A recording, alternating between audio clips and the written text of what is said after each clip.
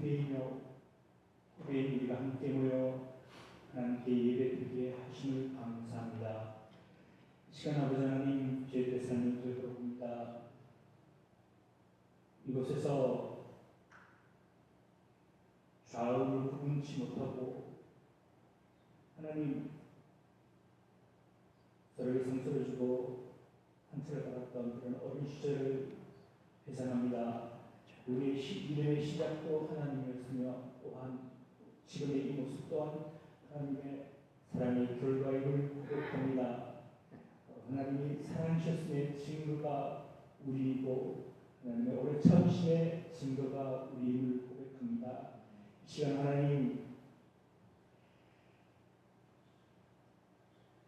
우리 추억이 쌓여있는 이 교회 가운데 어르신들이 또한 저희가 많이 하나님 서울 가운데 노세했으며 그런 모습들 아버지는 고백합니다. 우리가 우리의 유신이 노세하여감에 따라 하나님 또 하나님을 사랑하고 하나님을 알아가는 그 은혜 가운데 깊이 나아갈 수 있도록 허락하여 주시길 소망합니다. 아버지는 이 교회가 하나님의 자녀들을 양육하는데 힘을 쏟는 도움이 되는 교회가 되게 주시길 원합니다. 매일매일 하나님을 알아가고 하나님을 닮아가는 그런 성도들 교회되게 해주시길 소망합니다. 이 시간 말씀 전하실 목사님이 함께해 주시고 말씀 준비한 모든 시간들 가운데 하나님 임재해 주시고 또한 말씀 증거하신 이 순간에도 역사하셔서 온전히 하나님의 말씀을 증거하시고 또한 말씀 듣는 우리에게는 그 말씀을 하나님의 말씀으로 받고 말씀에 따라 이 땅을 우리의 생각을 바꿔서 이 땅을 살아갈 수 있는 은혜를 허락하여 주실 것을 소망하며 예수님 이름으로 기도드립니다. 아멘.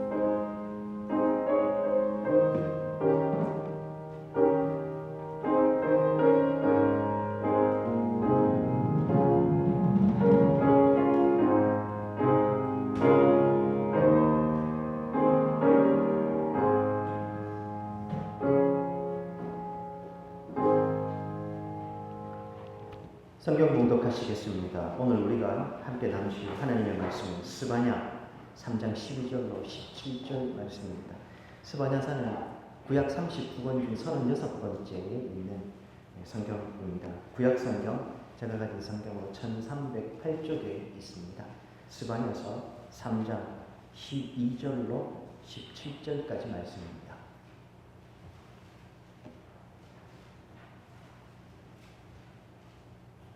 구약성경, 제가 가진 성경으로 1308쪽에 있습니다. 찾으셨으면 저와 함께 교독하면서 한번 읽어가도록 하겠습니다. 12절 제가 읽겠습니다. 내가 곤고하고 가난한 백성을 내 가운데에 남겨두리니 그들이 여호와의 이름을 의탁하여 보호를 받을지라.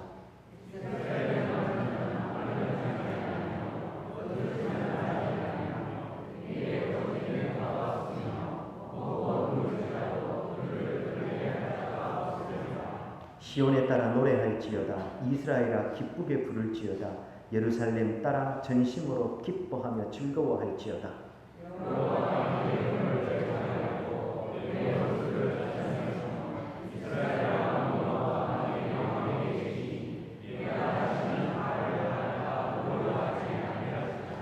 그날에 사람이 예루살렘에 이르기를 두려워하지 말라. 시온아 내 손을 너릇들이지 말라. 너의 하나님 여호와가 너의 가운데 계시니 그는 구원을 베푸실 전능자이시라.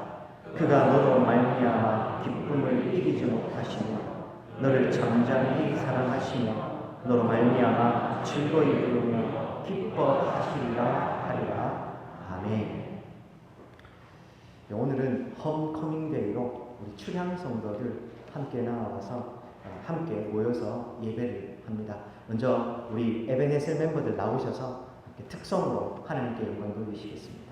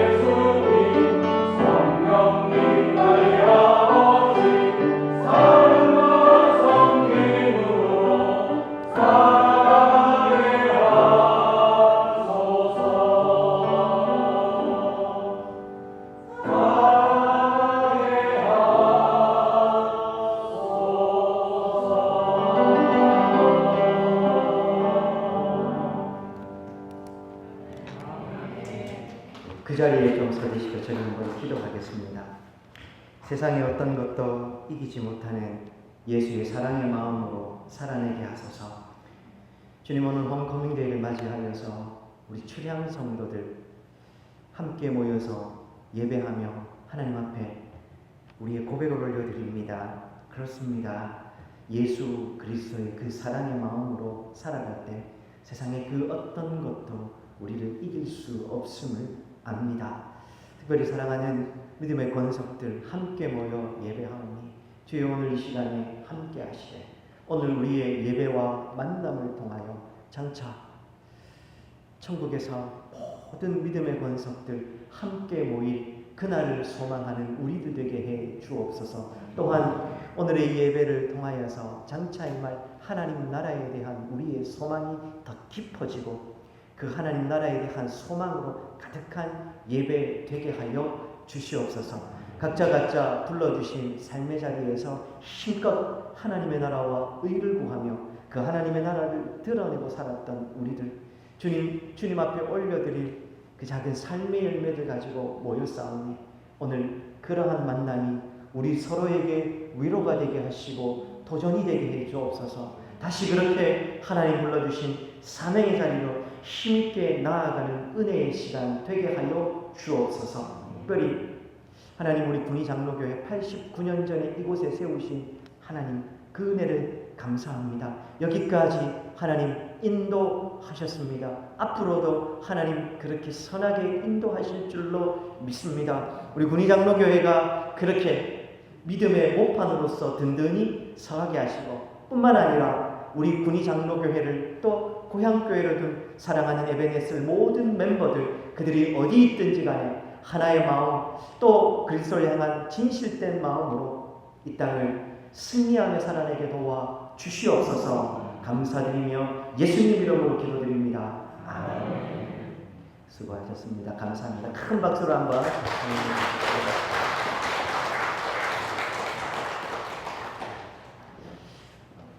평소보다 좀 오늘 오신 분들이 좀 적습니다. 이런 이야기를 들었습니다. 그런데 걱정하거나 아쉬울 이야기는 아니고요. 오히려 어쩌면 좀 안심하고 기뻐하셔야 될 내용입니다. 왜냐하면 교회에 중직자로 자리를 잡게 되면 이 주일 오후 시간에 시간을 내시는 게 그리 쉽지가 않으시다고 합니다.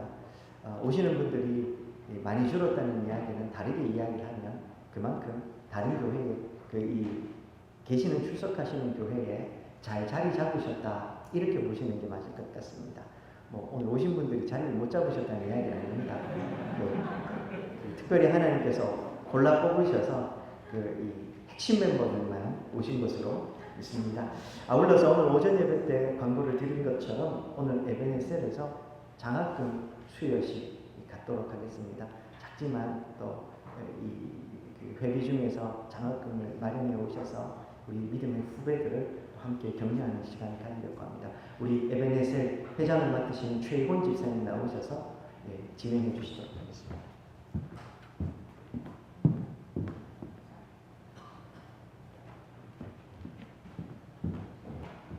우리 장학금 수여자는 우리 군위 장로교회 중등부 1명, 고등부 1명, 특별히 3학년 학생들 중3, 고3 1명씩 했습니다. 그래서 좀 앞으로 오셔서 우리 목사님께서 한번 한 명씩 음성하고 불러주실 때 수여해 주시면 되겠습니다. 제26-1호 장학증서 이름 김은주 소속 중고등부 위 학생은 군위 장로교회 에베네셀 장학생으로 선정되었기에 이 증서를 수여합니다. 주 2026년 6월 7일 군위 장로교회 이원석 목사.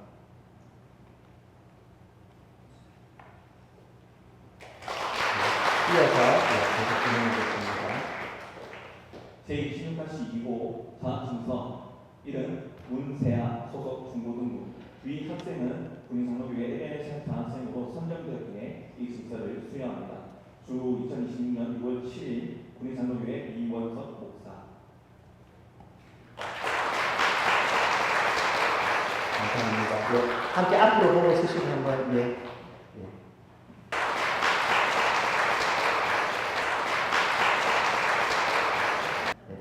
차렷 경례 감사합니다. 자리에 계시면 되겠습니다. 제가 한 번 더 기도하겠습니다. 하나님 아버지 참 감사합니다. 우리 사랑하는 에베네zer 회원들께서 1년에 한 차례 홈커밍데이 맞이하여 고향교회 방문하며 또 올해는 또 믿음의 후배들 저들의 삶을 격려하고 또 그들과 함께 하기 위해서 장학금도 전달하는 시간을 가졌습니다. 주님, 이 장학금을 통해서 또 이 장학금만 전달할 뿐만 아니라 함께 기도하겠노라. 그렇게 함께 하나님의 나라의 일꾼으로 세워져 가겠노라. 그렇게 다짐하는 마음을 주께서 귀히 받아 주시옵소서. 이렇게 서로에게 이어지는 믿음의 손길, 이 귀한 손길들이 끊임없이 이어질 수 있도록 도와주시고, 그렇게 우리 군위 장로교회의 믿음의 후배들도 우리 믿음의 선배를 따라서 그 믿음의 모범을 따라서 주 안에서 장성한 분량까지 잘 자랄 수 있도록 도와주시옵소서. 그래 하나님 아버지, 우리의 신앙적인 환경이 그리 쉽지가 않아서 다음 세대들이 건강하게 거룩한 세대들로 세워지는 것이 쉽지만은 않은 그런 시대를 지나고 있습니다. 그러하기에 복음이 복음되는 우리 군위 장로교회 중고등부 될 수 있도록 도와주시옵소서. 한 사람 한 사람 일당백의 믿음의 용사로 굳건히 서서 불의한 이 시대에 하나님의 이름을 드러내며 하나님 나라와 의를 힘껏 구하는 그런 믿음의 용사들로 세워지게 하여 주시옵소서. 오늘 함께 하신 하나님 이름을 높이고 찬양합니다. 이제 하나님의 말씀 함께 나눌 때 주여 우리에게 말씀하여 주옵소서. 예수님 이름으로 기도드립니다. 오늘 우리가 읽은 스바냐서 3장 12절로 17절, 아마 17절 말씀은 잘 아시는 성경 구절이실 겁니다. 우리 목사님께 제가 부탁을 좀 드렸습니다. 오늘 보통 우리가 찬송가를 부르는데 오늘은 스바냐서 3장 17절 복음성가죠. 같이 좀 하면 좋겠다 말씀드렸습니다. 이 복음성가 때문에 아마 우리가 읽은 이 구절을 익숙하게 다 아실 겁니다. 근데 이제 질문을 이렇게 바꾸면 어떨까요? 이 본문이, 즉 이 말씀이 포함되어 있는 스바냐서에 대해서 혹시 설명해 보시려고 하면 어떻게 설명하시겠습니까? 쉽지가 않죠. 스바냐서가 어떤 내용인지 그럼 조금 범위를 좁혀서 우리가 찬양은 이게 익숙하게 부르는데 그가 너로 인하여 기쁨을 이기지 못하시며 잠잠히 사랑하시며 라고 우리가 고백하고 불렀던 이 찬송, 이 복음성가의 내용을 한번 설명해 주십시오. 이렇게 물으면 또 어떻게 대답을 하시겠습니까? 특별히 여기서 하나님께서 잠잠히 사랑하시며 어떻게 이해하고 계십니까? 오늘 이 질문에서부터 시작을 합니다. 스바냐서는 앞서 말씀드린 대로 구약성경 39권 중에서 36번째 성경입니다. 그러나 범위를 좀 좁혀보면 구약에 소선지서가 있습니다. 호세아부터 시작되는 말라기까지 12권이 있습니다.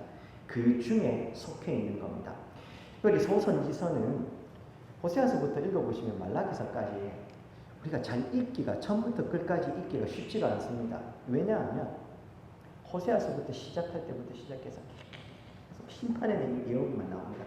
혹시 소선지서 전체 강의하는 교회 혹시 그런 거 들어보셨습니까? 이게 쉽지가 않습니다. 처음부터 끝까지 비슷한 메시지가 반복되고 있고 처음부터 끝까지 심판의 내용들로 가득한 성경 12권이기 때문에 분명히 호세아, 요엘 등등 인물은 바뀌고 있는데 그 내용이 별로 다른 게 없습니다.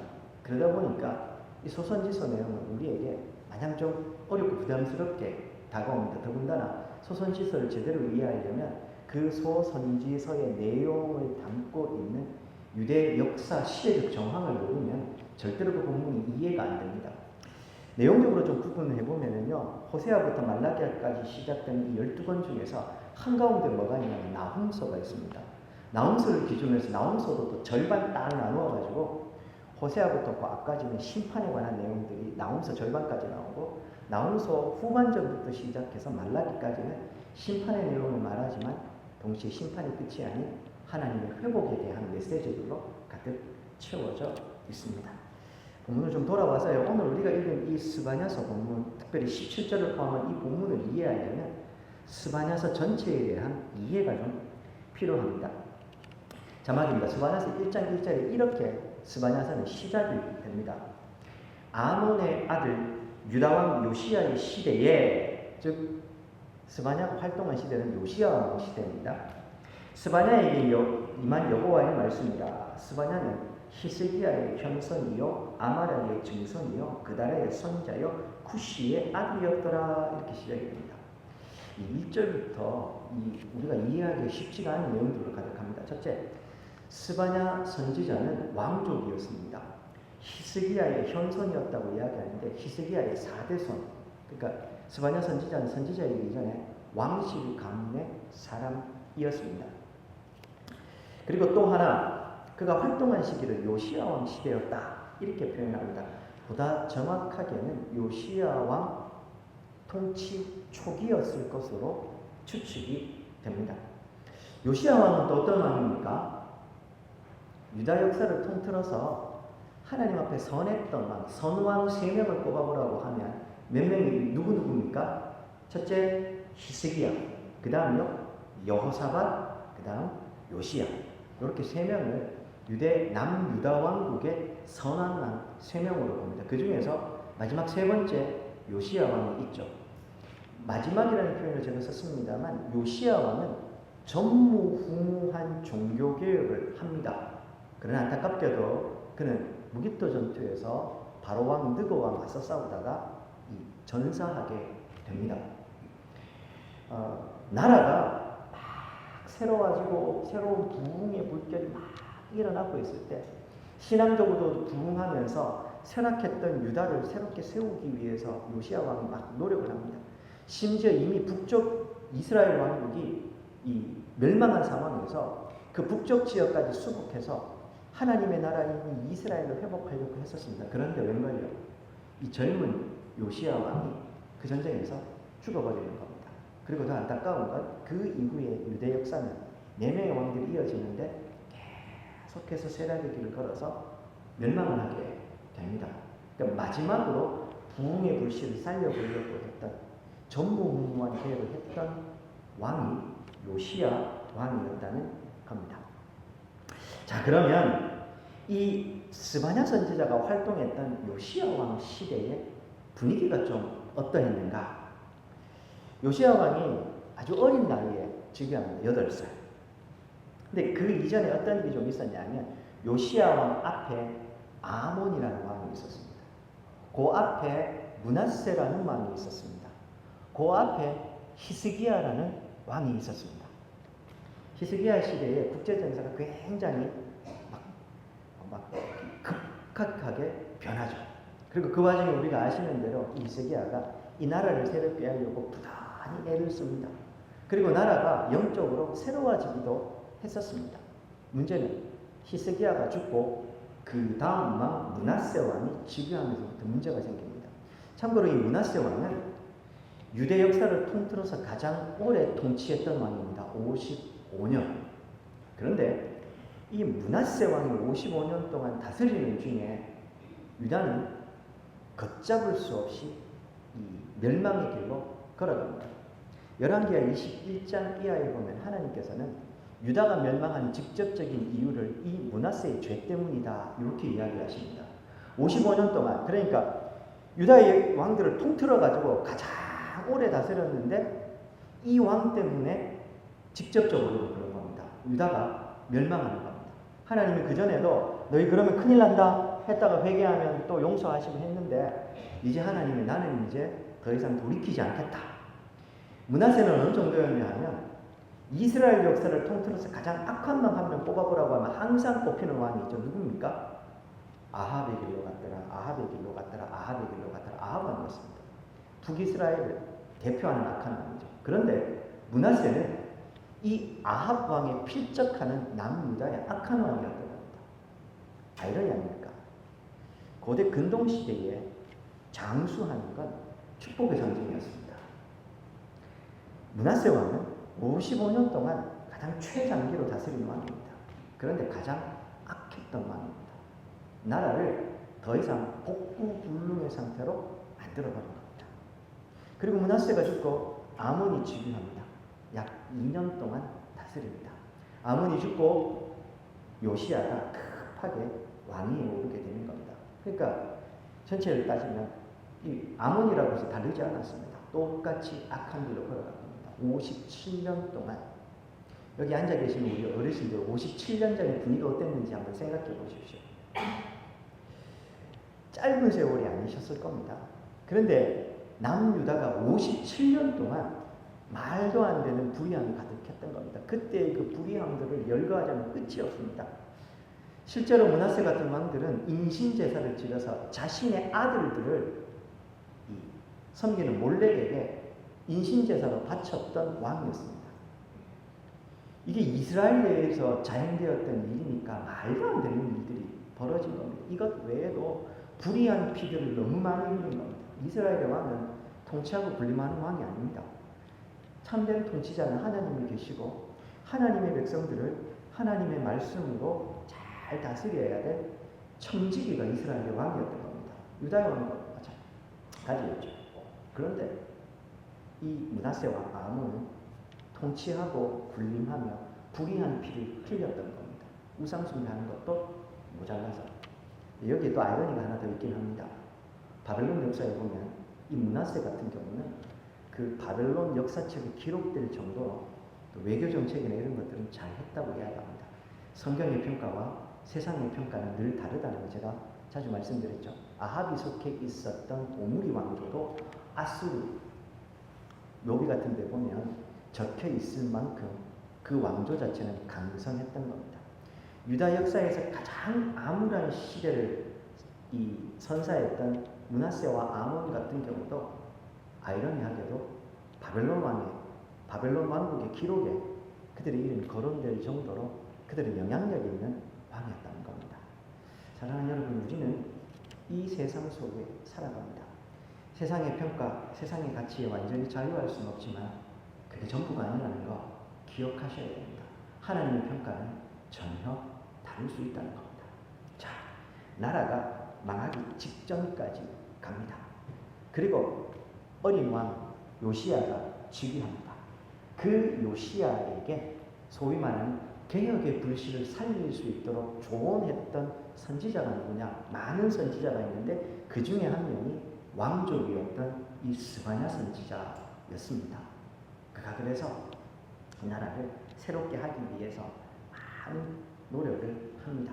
그래서 스바냐서는 1장부터 3장까지 그 내용을 읽어보면, 그런 관점으로 읽어보면 가슴이 뜨뜻해지는 구절이 참 많이 나옵니다. 그런데 나라가 이런 모습이었으니까 얼마나 답답했겠습니까? 그래서 스바냐서는 1장 1절에 스바냐의 서론이죠. 자기를 소개 딱 하고 나서 1장 2절부터 시작해서 우리가 읽은 본문과 앞부분까지 3장 8절까지 죄다 심판과 멸망에 대한 내용입니다.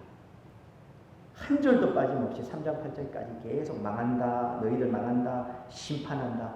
그리고 심판도 유다뿐만 아니라 유다를 둘러싸고 있는 동서 남북 모든 나라와 민족들을 하나님이 다 심판하실 거라는 내용들로 가득 채워져 있습니다. 그리고 나오는 게 우리가 읽었던 구절입니다. 특별히요, 스바냐서를 읽으면서 기억하셔야 될 좀 중요한 키워드가 두 가지 있습니다. 하나가 뭐냐 하면 여호와의 날이라고 하는 겁니다. 또 하나가 뭐냐 하면 오늘 본문 12절에도 나오는데 남은 자라는 내용입니다. 무슨 말이냐? 하나씩 좀 설명을 드리면, 여호와의 날 그러면 스바냐서뿐만 아니라 구약의 선지서 전체를 관통하는 제일 중요한 신학사상이 여호와의 날입니다. 말 그대로요, 하나님께서 하나님 대적하여 높아진 그 이스라엘의 악한 왕들, 그리고 그 주변에 있었던 주변 왕국들을 다 심판하시고 하나님의 공의를 세우시는 날. 그런 의미에서 하나님의 말씀대로 살아보려고 몸부림쳤으나 그 불의한 시대 때문에 불의당하고 고초를 당하고 핍박받았던, 끝까지 하나님의 나라와 의를 구했던 하나님의 백성들이 위로받고 회복되는 날. 그날이 여호와의 날이었던 겁니다. 선지적으로 읽다 보면 하나님께서 불의한 사람들 심판하시고 끝끝내 하나님의 백성들, 그 의로운 사람들을 다 구원하신다는 내용이 나오죠. 그때 나오는 개념이 뭐냐 하면 여호와의 날이라는 개념입니다. 그리고 또 하나 뭐라고 했습니까? 남은 자라는 개념이라고 했습니다. 남은 자 12절 한번 보십시오. 내가 권고하고 반하는 백성들을 내 가운데 남겨두리니라는 표현이 등장하죠. 여기 12절에서 권고하고 가난한 백성들을 네 가운데 남겨둔다라고 하는데 이 사람들이 권고하고 가난해진 이유가 뭘까요? 불의한 세상 속에서 핍박받는 사람들입니다. 시대가 그랬으니까요. 그런데 전체 메시지를 놓고 보면 이 12절에 권고하고 가난한 백성들은 그 불의한 세상 속에 타협하지 않고 하나님의 나라와 의를 위해서 살아보려고 몸부림치다가 권고해지고 가난해진 사람들입니다. 그렇게 모든 사람들이 살아보려고 다 불의한 길로 다 타협하고 갈 때 끝까지 타협하지 않고 남아서 권고해지고 가난해진, 그래서 남겨진 그 소수의 사람들 12절에서도 이야기합니다. 그 사람들에 관한 이야기를 오늘 하나님께서 하고 계시는 겁니다. 본문을 좀 보실까요? 12절 한번 보십시오. 내가 권고하고 가난한 백성들을 네 가운데 남겨둔다. 그들이 지금 남아있는 거죠. 소수이지만 마치 나무 밑둥을 착 잘라내면 나무는 없어졌지만 구루터기가 남아있죠. 그거하고 같은 겁니다. 거기서부터 하나님 다시 시작하시는데 그들이 여호와의 이름을 의탁하여 보호를 받게 됩니다. 언제요? 여호와의 날이 되면. 13절 이스라엘의 남은 자는 악을 행하지 않았고 거짓을 말하지 아니하며 입에 거짓된 혀가 없으며 그래서 먹고 누울지라도 그들을 두렵게 할 자가 없으리라. 그렇게 살았기 때문에 하나님은 그들을 끝끝내 보호하시고 신원하실 것이기 때문에 그들은 결국에는 마지막 3절 마지막에 그들을 두렵게 할 자가 없을 것이다. 하나님께서 이렇게 선언하고 계시는 겁니다. 이어서 14절 한번 보십시오. 시온에 따라 노래할지어다. 이스라엘아 기쁘게 노래 부르라. 예루살렘에 따라 전심으로 기뻐하며 즐거워해라. 왜냐하면 14절과 15절 사이에 고개 들어갑니다. 여호와가 너희 형벌을 제거하고 내 원수를 쫓아냈고 이스라엘 왕 여호와가 내 가운데 계시니 네가 다시는 화를 당할까 두려워하지 않을 것이기 때문이다. 불의한 그 세상을 여호와의 날 하나님께서 다 심판하시는 겁니다. 그래서 적당히 타협하고 그 악한 세상에 악에 물들어서 살았던 사람들 포함하여서 하나님 대적하여 높아진 모든 악한 세력들을 하나님께서 다 심판하시고 남은 당신의 백성들을 하나님께서 위로하시고 신원하시는 겁니다. 그러니 기뻐하고 즐거워하라. 14절은 그렇게 이야기를 하고 있는 겁니다. 이어서 16절 그날에 사람이 예루살렘에 이르기를 두려워하지 말라 시온아 내 손을 늘어뜨리지 말라. 손을 늘어뜨린다 라는 표현이 되게 재미있는 표현인데요. 아무것도 못해서 넋놓고 앉아있는 거 있죠. 그걸 이야기를 하는 겁니다. 쉽게 이야기하면 손을 늘어뜨리고 있다는 말은 이 고대 근동사회는 사람이 손으로 일해야 먹고 살 수 있었습니다. 근데 이게 이렇게 쭉 늘어뜨려져 있는 겁니다. 무기력하게 아무것도 알 수 없어서 그렇게 있었던 그 사람들 이제 더 이상 그럴 필요가 없다는 겁니다. 하나님께서 그 이스라엘의 남은 자들 불의한 세상 속에서 선한 그 신앙의 양심이 고통당했고 핍박받아 소수가 되어버렸던 그 사람들을 여호와의 날 회복하시고 위로하실 것이기 때문에 그런 겁니다. 그래서 마지막 17절이 우리에게 의미 있는 겁니다. 다시 한번 그런 관점에서 한번 17절 읽어보십시오. 너희 하나님 여호와가 너희 가운데 계시니 그는 구원을 베푸실 전능자. 그가 너로 말미암아 여기서 너는 누구겠습니까? 불의한 세상도 남은 자로 끝까지 믿음 지키고 살아내었던 바로 그 사람. 너로 말미암아 기쁨을 이기지 못하시며 너를 잠잠히 사랑하시며 너로 말미암아 즐거이 부르며 기뻐하실 것이다. 인상적인 표현이 등장하죠. 기쁨을 이기지 못하시며. 자, 여기 앉아 계시는 우리 성도님들, 특별히 할머니, 할아버지들, 언제 기쁨을 이기지 못하십니까? 손주들. 그렇지 않습니까? 그 모습을 볼 때 너무 기뻐서 마음이 막, 혹은 자녀들, 그렇죠? 자녀들이 특별히 어린 시절 자녀들이 그렇게 기쁘게 했을 때 기쁨을 이기지 못하시지 않습니까? 하나님께서 그 남은 자들을 그렇게 보시는 겁니다. 그래서 선지자는 이야기합니다. 너희 하나님 여호와가 너희 가운데 계시오. 남은 자들이여 슬퍼하거나 애통하거나 절망하지 마십시오. 하나님께서 그 하나님이 나의 하나님이기도 하지만 당신들의 하나님, 너희 하나님 여호와가 바로 너희들 가운데 계십니다. 그는 끝끝내 구원을 베푸시는 전능자이십니다. 그리고 그 하나님은 너로 말미암아 기쁨을 이기지 못하시는 분이다 하고 이야기합니다. 이것이 그들에게 얼마나 위로가 됐겠습니까? 우리도 그렇지 않습니까? 내 이 절망적인 상황, 답답한 상황 하나도 안 변해도 그렇지 않습니까? 우리는 상황과 형편이 변해야 마음, 물론 그러면 너무 좋겠지만 상황과 형편이 하나도 안 변해도 하나님께서 찾아오셔서 얘야 괜찮다. 내가 너 때문에 너무 기쁘다. 한 말씀 해주시면 세상을 다 가진 것 같고 이길 수 있지 않습니까? 제가 가끔 말씀드렸습니다만 전들 몇 달, 몇 년을 붙잡고 기도하는 가슴 아픈 기도 제목이 왜 없겠습니까? 답답한 기도 제목이 왜 없겠습니까? 이렇게 기도합니다. 그런데 그 상황은 하나도 안 바뀌었는데 어느 날 새벽에 이렇게 기도하다가 하나님께서 문서가 괜찮다. 그 한마디만 해주시면 마음이 놓입니다. 저 상황은 하나도 안 변했는데 하나님이 괜찮다고 하시니까 그때부터 괜찮아지는 겁니다. 물론 또 그렇게 돌아섰다가 사람의 마음이 간사하죠. 그 상황 보고 있으면 또 가슴이 미어져서 또 답답해서 또 옵니다. 근데 그게 우리 인생입니다. 근데 어쨌든 그 아침에 그 밤에 하나님께서 괜찮다 한마디 해주시면 괜찮아지는 겁니다. 하나님께서 그런 겁니다. 그 구원을 베푸실 하나님께서 너로 말미암아 기쁨을 이기지 못하시는 겁니다.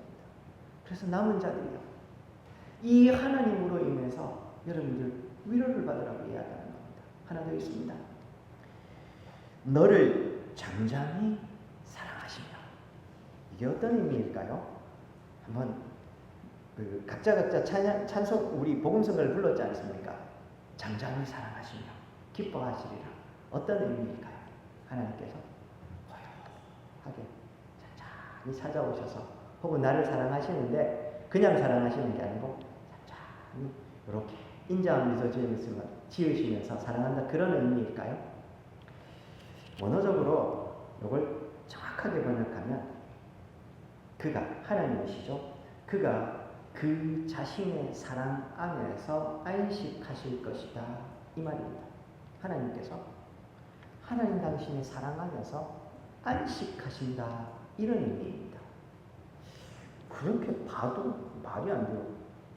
너로 인하여 기쁨을 이기지 못하시고 그가 너를 잠잠히 사랑하신대요. 하나님께서 너 때문에 그의 사랑 안에서 스스로 안식을 하고 계신다, 안식하실 것이다, 이 말입니다. 무슨 의미일까요? 첫째, 하나님의 사랑이 실패하는 적이 있습니까? 없습니다. 하나님이 괜찮다 하시면 괜찮은 겁니다. 우리에게는 미래의 일이지만 시간을 창조하신 하나님께 미래는 미래가 아닙니다. 제가 늘 말씀드리죠. 하나님에게는 영원한 현재만 있다고. 미래는 미래가 아닙니다. 시간을 창조하신, 그러니까 시간도 하나님에게는 피조물일 뿐입니다. 그러니 하나님은 그 시간 속에서, 물론 우리 인간과 대화하시고 역사하실 때는 시간 속으로 들어오셔서 역사 안에서 우리와 대화하시고 우리와 상호작용하며 당신의 역사를 이루어 가십니다. 이게 바로 하나님의 낮아지심의 가장 중요한 신학적 개념 중에 하나죠. 그렇지 않습니까? 하나님께서, 창조주이신 하나님께서 피조물인 인생을 만나실 때 창조주의 지위를 버리시고 또한 자신이 창조하신 그 시간 속으로 들어오셔서 피조물인 우리와 같이 응답해 주시며 그 제한 속에서 우리와 당신의 구속의 역사를 이루어 가시는 겁니다. 뭐가 답답해서 하나님이 그렇게 하시겠습니까? 오늘 오전 예배 시간에 말씀드렸지만 개미 한 마리 여기서 옮기는 거 우리에게는 아무 일도 아닙니다. 하나님께서 그러실 이유가 없는 겁니다. 그냥 알았다 한 말씀 하시고 옮기시면 그만입니다. 근데 하나님 그렇게 하시지 않는 겁니다. 우리 인생에게 자유의지를 주셨고 그런 자유의지를 주신 인생들의 그것을요 기계적 자유의지가 아니죠. 하나님 창조주이신 하나님을 거역할 수 있는 완전한 자유의지를, 그러나 동시에 하나님의 말씀을 순종하고 온전히 지킬 수도 있는 자유의지를 주신 겁니다. 그만큼 특별한 존재를 지으셨고 그 피조물들을 타락한 그 피조물들을 구원하시기 위해서 하나님 당신이 또한 지으신 시간 속으로 하나님이 들어오셔서 말씀하고 계시는 겁니다. 얼마나 답답하시겠습니까? 얼마나 속 터지시겠습니까? 그런데 그게 하나님의 낮아지심의 아주 중요한 개념 중에 하나입니다. 그렇게 우리와 눈높이 맞추시고 우리의 시간이 아닌 하나님 당신이 피조하신 시간 속으로 들어오셔서 우리와 눈 맞추시고 말씀해 주시는 겁니다. 자, 그리고 다시 좀 본문으로 돌아와서 그가 잠잠히 사랑하신답니다. 그가 자신의 사랑 안에서 안식하실 거라고 합니다. 그럼 어떤 의미일까요? 우리에게 미래일이지만 하나님에게는 영원한 현재일. 하나님의 사랑은 실패하지 않습니다.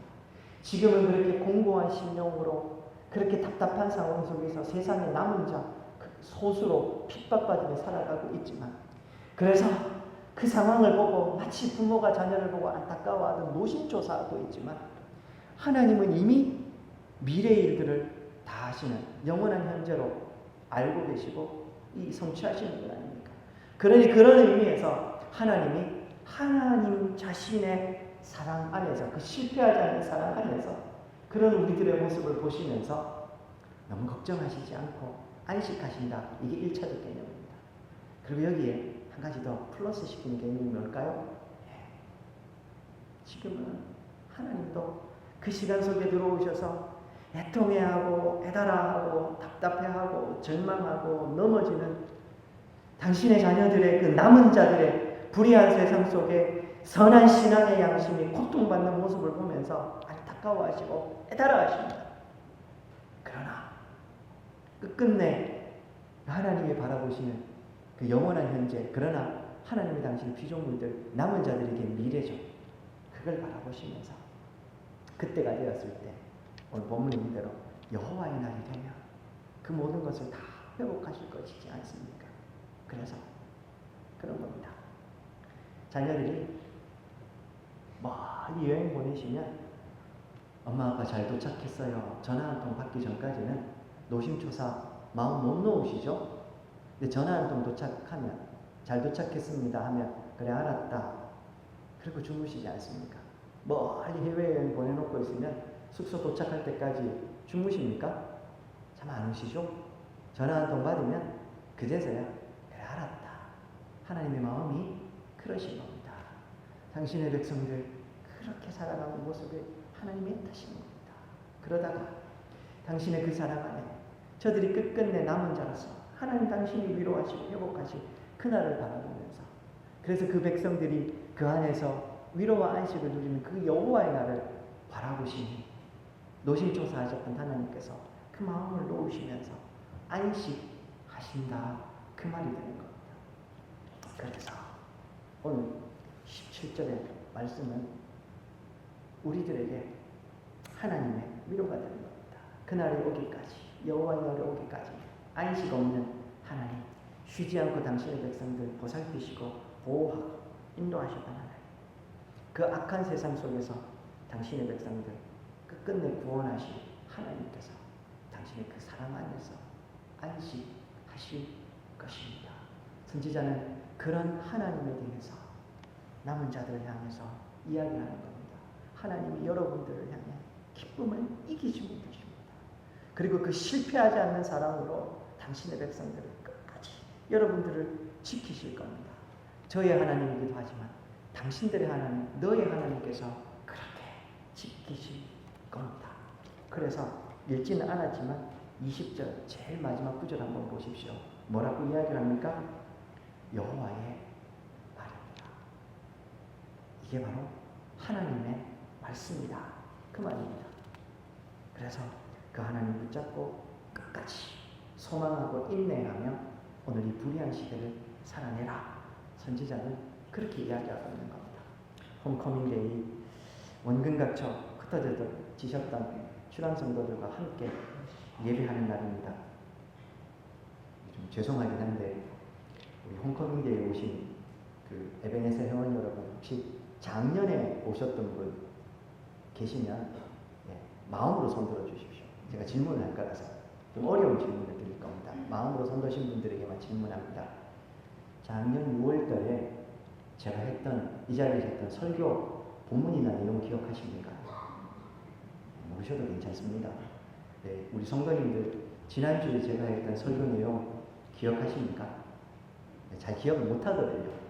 저도 1년 전에 제가 한 설교가 뭐였나 궁금할 때가 있습니다.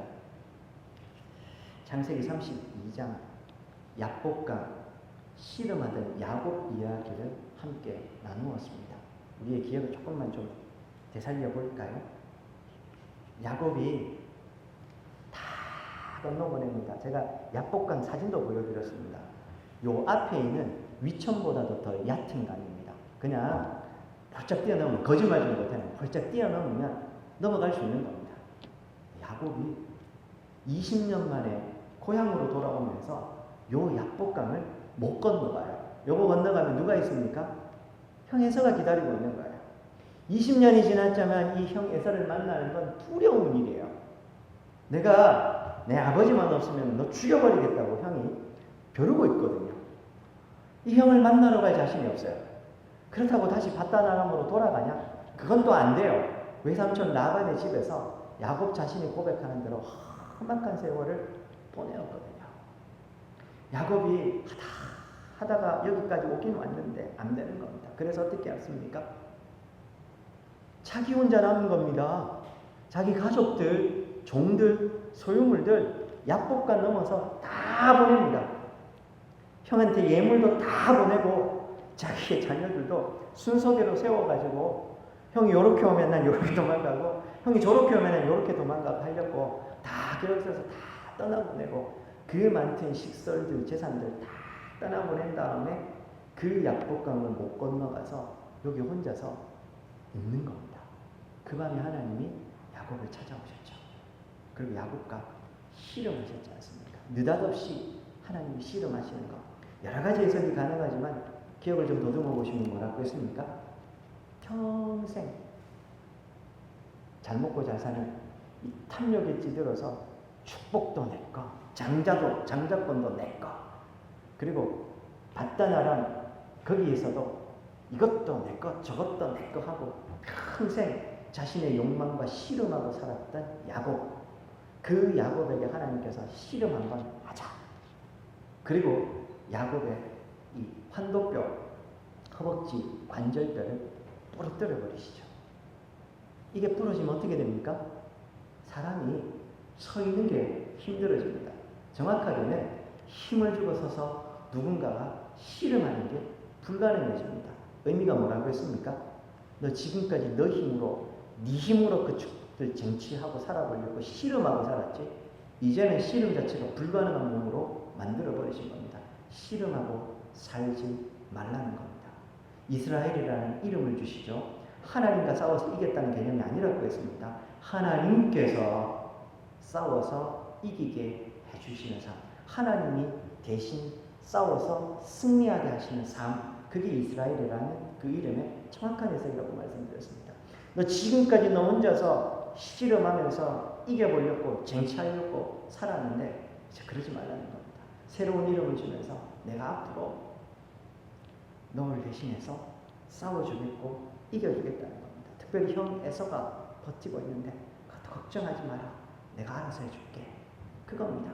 지금까지는 너 혼자서 어떻게든 살아보려고 애쓰고 살았는데 그러지 말라는 겁니다. 하나님이 새로운 이름을 주시며 이제 그를 명실상부한 믿음의 조상으로 세우신 겁니다. 클라이막스가 그거였죠. 이것도 마지막입니다. 기억을 좀 더듬어 보시면 야곱이 그래서 그 약복강의 씨름을 다 마치고 약복강을 넘어가지 않습니까? 그때 창세기 32장 마지막에 어떤 모습이 있었습니까? 약복강 넘어서 형을 향해 걸어가는데 해가 떠오릅니다. 그리고 야곱이 형 에서를 만나 고향 땅으로 들어가고 있었습니다. 맞습니까? 자, 그 장면을 우리가 실제로 지켜본다고 하면, 영화로 만든다고 하면 어떤 장면이 만들어질 수 있을까? 상상해 보셨습니까? 밤새도록 하나님하고 씨름했습니다.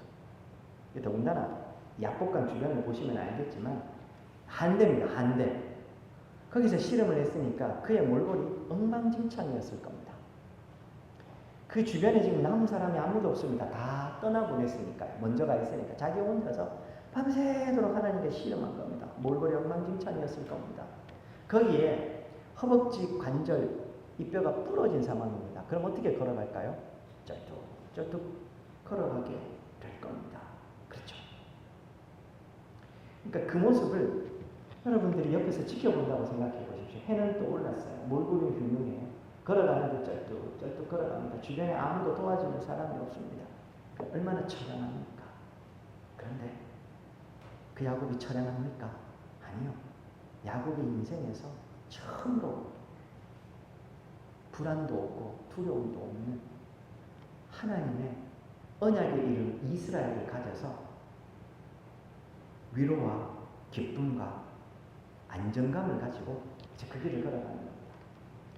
형 에서를 속여먹고 아버지 이삭을 속인 이후에 20년 동안 단 한 번도 편하지 않았던 야곱이 최초로 가장 편안하고 안정적인 그런 마음으로 걸어가고 있는 겁니다. 사랑하는 여러분, 제가 이 야곱의 모습이 누구의 모습이라고 했습니까? 불의한 이 시대 하나님 말씀대로 살아가려고 몸부림치는 하나님의 백성들의 모습과 닮았다, 이런 말씀 드렸습니다. 그렇지 않습니까?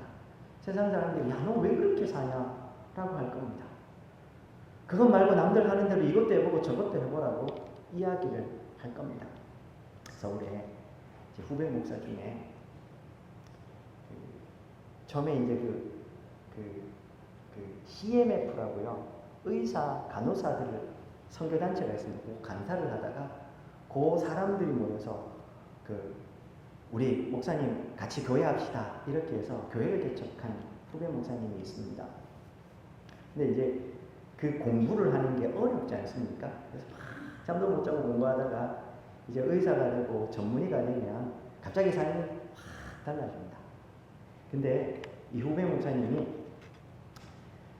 진짜 성도의 삶이 뭔지를 늘 이야기를 하면서 너희들 첫 월급 받고 삶이 좋아지면 좋은 차 바꾸지 마라, 뭐 이런 얘기부터 시작해서 A, B, C, D 이런 얘기를 막 한답니다. 10년을 넘게 고생해서 전문의를 따고 월급도 많이 받는데 교회만 가면 목사님 불편하게 해서 맛있는 거 사 먹을 때도 고민이고, 다른 친구들 동기들 다 좋은 차로 외제차로 바꿀 때 10년 된 차 아직도 몰고 다녀야 되고, 그때마다 목사님 때문에 마음이 불편해 죽겠답니다. 그런데 그게 성도의 삶의 기쁨이 아니다. 그러면서 막 저 선교지 막 이야기하고 하니까요, 불편해 죽겠는데 교회만 오면 또 그래서 또 그런다. 주변에서 야, 왜 그렇게 사냐? 너 이제 고생했잖아. 그 고생한 것 좀 받잖아. 좀 살아. 병원을 찾았을 때도 이렇게 하면 돈 많이 벌 수 있는 길이 있는데 속이지 말고 정직하게 살라고 하니까요, 남들이 이만큼 벌 때 맨날 아시죠? 물론 의사가 많이 보는 것도 있지만 그 규정대로 하면 남들 10배 벌 때 자기는 그만큼 못 벌고 산답니다. 그때마다 이 영악하게 사는 동기들을 보면 막 마음이 무너졌다가 또 교회 와서 목사님 만나가지고 이야기하다 보면 막 울고 막 또 그러고 또 주여 저게 성도의 삶이죠, 이렇게 또 간답니다. 제가 지금 무슨 말씀드립니까? 이 땅을 살아가는 하나님의 나라와 이르고 하는 하나님의 나라와 의 때문에 그 선한 성도의 신앙의 양심이 이 불의한 시대 때문에 얼마나 많이 고통당하고 얼마나 많이 우리가 비참해지는 순간들이 있습니까? 마치 쩔뚝쩔뚝 걸어가는 그 처량한 야곱처럼요. 오늘 남은 자들이 그런 사람들인 겁니다. 그런데 그때 우리가 나누었던 말씀 기억하십니까? 우리 비록 세상 속에서는 그렇게 살아가지만 우리 속에 세상이 알 수 없는 이스라엘이라는 이름을 가졌으니 내년 한 해까지 그 신앙의 이름을 가지고 하나님의 나라와 의를 위해서 힘껏 살아가십시다. 이 땅의 삶 다 마치고 나서 우리 하나님 앞에 설 때 하나님 앞에 도대체 뭘 드릴 수 있겠습니까? 기억나십니까? 목사님, 하나님, 저는 목사로 섬겼습니다. 저는 새벽 기도는 한 번도 빠지지 않았습니다. 저는 헌금을 이만큼 받았습니다. 그때 하나님 뭐라고 하신다고 했습니까? 그 돈은 누구의 돈이냐? 그 시간은 누구의 시간이냐? 네가 바쳤다고 하는 그 건강은 누가 준 건강이냐? 우리가 하나님 앞에 드렸다고 자랑할 만한 거 단 하나도 없습니다. 하나님 앞에 섰을 때 인간의 공로는 0g입니다. 단 1g도 우리가 하나님 앞에 드러내고 자랑할 수 있는 거 없습니다. 그런데 단 하나 하나님께서 우리를 안으시면서 인정해 주실 것 있습니다. 완성합니다. 에베네셀 여러분, 하나님이 하십니다. 하나님 때문에 그 선한 신앙의 양심, 그래서 핍박받고 남은 자처럼 소수로 오늘 12절에 얘기하는 곤고하고 가난한 백성으로 살아서 그렇게 공고하고 가난하게 살았던 그 삶은 하나님께서 기억하고 계십니다. 안아주시면서 말씀하실 겁니다. 내가 안다.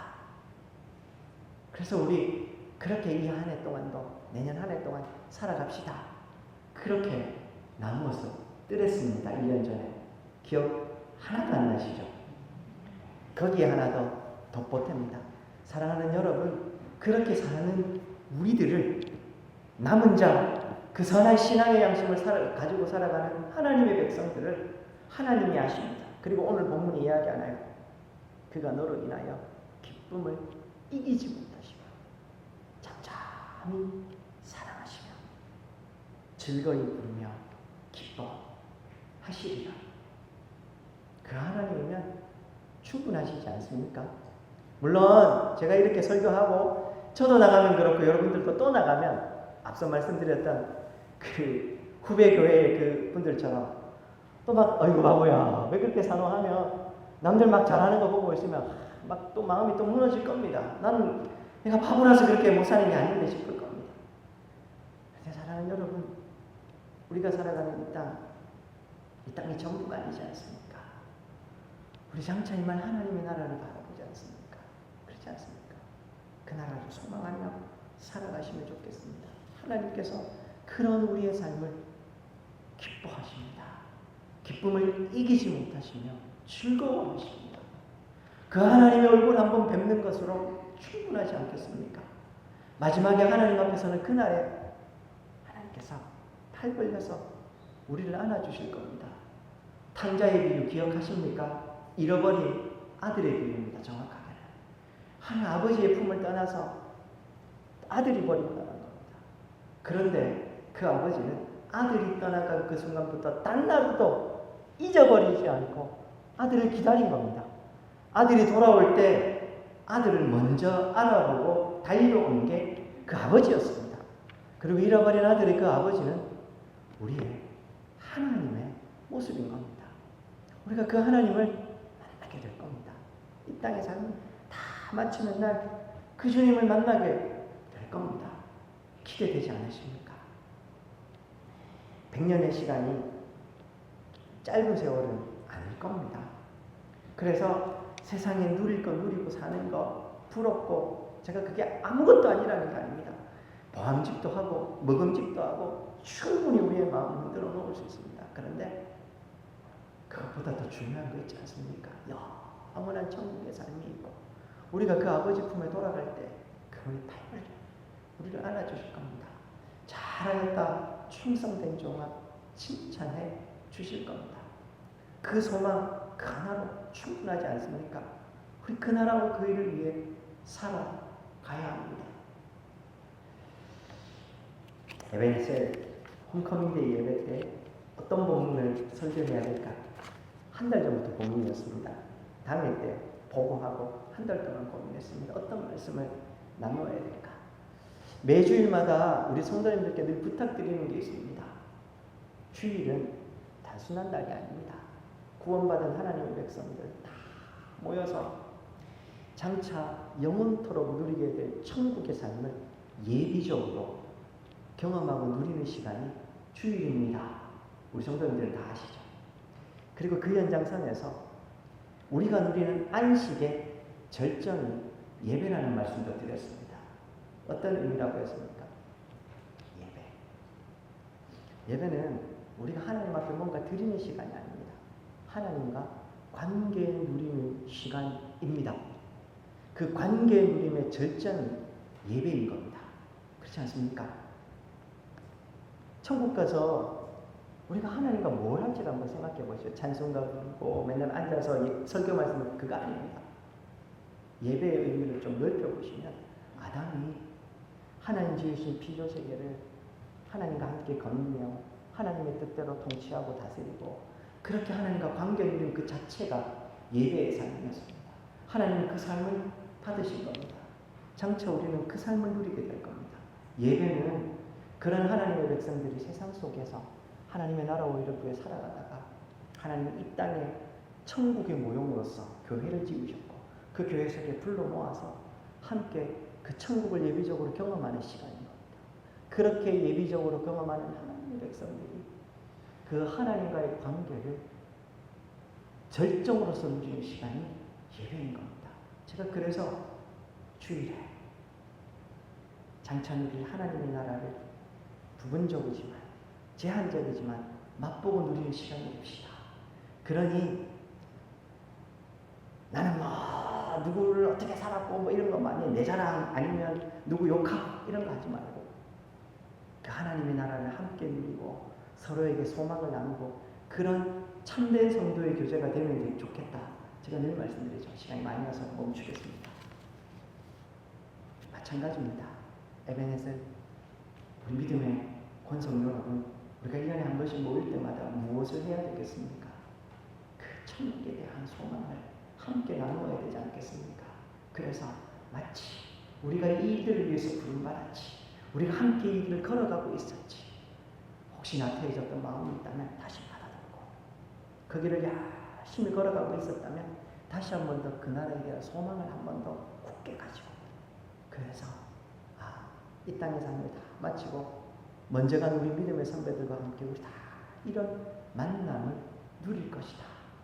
그 소망을 마음에 다시 한 번 더 새기며 세상을 상대화시키고 하나님 나라의 가치를 붙잡고 살아가는 것, 그것이 오늘 홈커밍데이 1년에 한 번 모이는 우리의 모임의 의미가 아닐까 생각합니다. 우리를 향해 기쁨을 이기지 못하시고 즐거워하시는 그 하나님을 생각하시며 이 소망 안에서 믿음으로 살아가시고 살아내셔서 내년 한 해에도 기쁨으로 만나는 우리 모든 에베네셀 그리고 우리 군의 장로교회 성도님 되시기를 주의 이름으로 축원드립니다. 시간이 갔지만 우리 아까 불렀던 너의 하나님 여호와가 한번 찬양했으면 좋겠습니다. 제가 그리고 축도하고 마치겠습니다.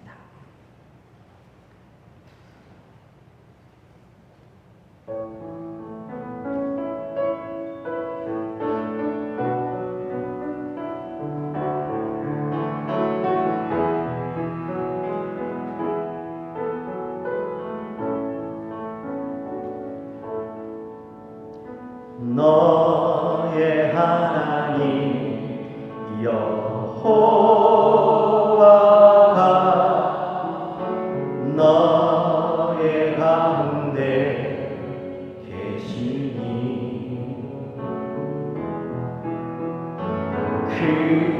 그는 구원을 베푸실 전능자시라.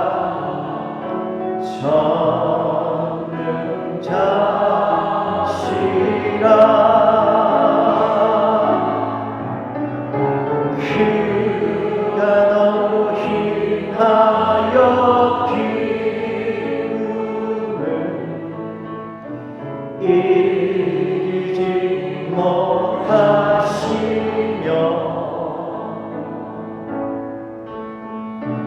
너를 잠잠히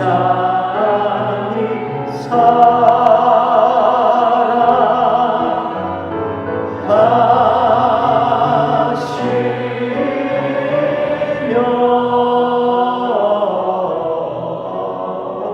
즐거이 부르며 기뻐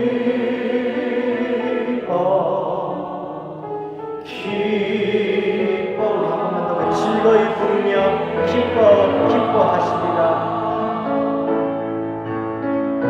즐거이 부르며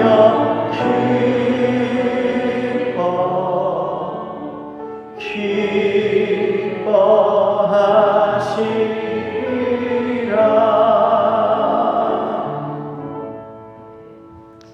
지금은 우리 주 예수 그리스도의 은혜와 하나님 아버지의 극진하신 사랑과 성령의 위로하시고 교통케 하시고 충만케 하시며 끝까지 이 믿음의 길을 걷게 하시는 은혜가